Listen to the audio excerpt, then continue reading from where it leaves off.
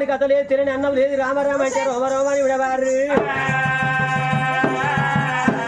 ఇంటి వారు కోరుకున్న కథ ఆత్మరాని కథ రామా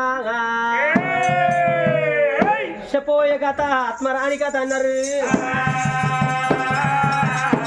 మొత్తం కొత్త కురాడు మొదలు పెట్టాక మళ్ళీ కూర తెంపు మిడియత్త కుర్చీ అవుతుంది భార్య అన్నాడు కావోదు రామ రామ రామ రామ